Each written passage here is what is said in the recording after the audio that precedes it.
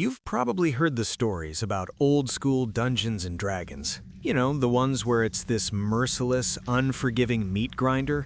Your poor first-level wizard has like, what, 1 hit point? And that goblin? Well, it's rolling a 6-sided die for damage. Yeah, you can see the problem right there. So that brings up the big question, right? If your character could be wiped off the map by one bad decision or just one unlucky roll, why on earth would anyone want to play that way? Well, to get it, we really have to dig a little deeper. Welcome to the Dungeon Master's Apprentice. I'm Bill, your friendly neighborhood dungeon master. And this channel is about running smarter, deadlier, and more memorable tabletop games.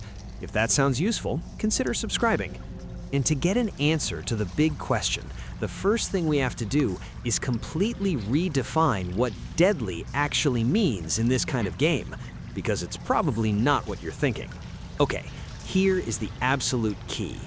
The lethality in these old-school style games, what people often call the OSR, the old-school renaissance, and one person calls old-school rules, it isn't about random, unavoidable death. It's not the dungeon master just trying to TPK the party for fun.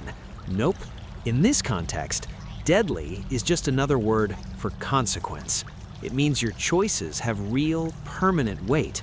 This whole philosophy really starts with the idea of an unbalanced world. Unlike a lot of modern games, an OSR world is not a carefully curated theme park built just for you. The challenges don't magically scale to your party's level. The world just is, and frankly, it's often indifferent, if not downright hostile. So what does that actually look like at the table? Well, for starters, there's no challenge rating to make sure a fight is fair. If an ancient dragon lives up in those mountains, it's there, period. It doesn't matter if you're level 1 or level 100.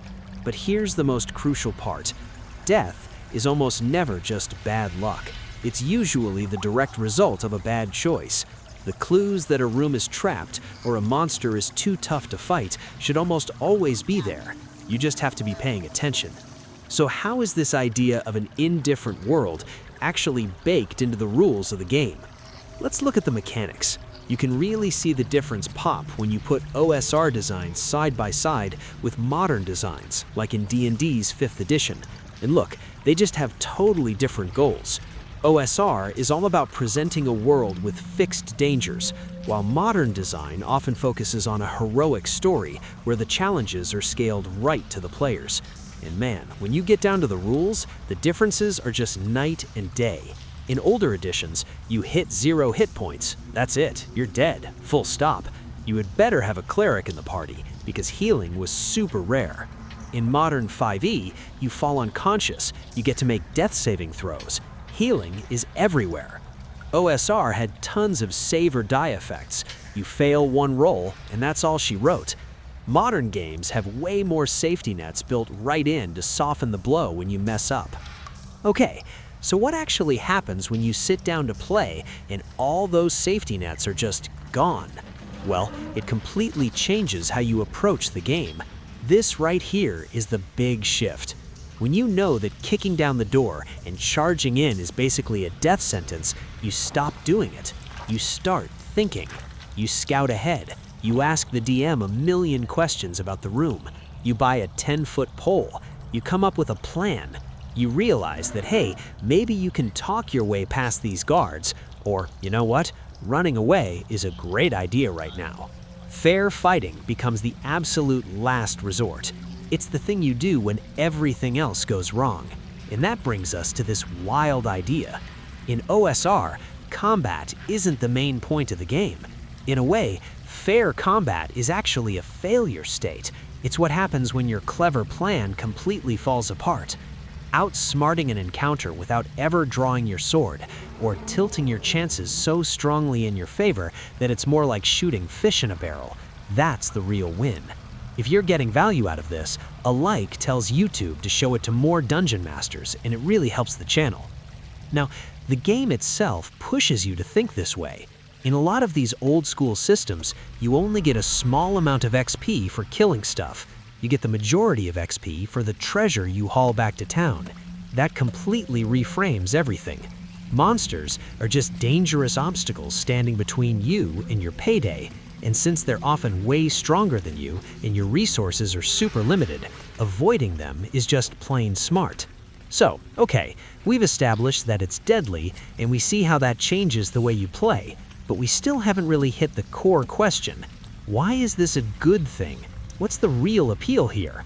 It all comes down to this one simple, powerful idea. The constant threat of failure is what gives your success meaning. Think about it.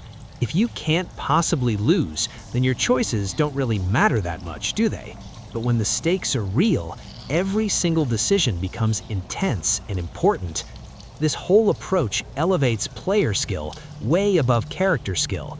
It's not about having the perfectly optimized build or the highest stats on your character sheet. Success comes from your clever ideas, your careful planning, and your smart questions. The most powerful tool at the table isn't a magic sword, it's the brain of the person holding the character sheet. And the payoff for playing this way? Oh, it's huge. When you finally snatch victory from the jaws of defeat against impossible odds, that feeling is incredible. It feels earned in a way a balanced fight never can. Just making it back to town in one piece is a real accomplishment. It's a style that rewards genuine cleverness and makes you feel like your choices have real, tangible weight in the world. Now, we have to be totally honest here. This high-stakes, high-lethality style of play is absolutely not for every person or for every group. You really have to think about character attachment differently, knowing your character might not make it through the session. The entire table, players and DM, has to be on board with this social contract, and this is critical. The Dungeon Master has a huge responsibility to play fair.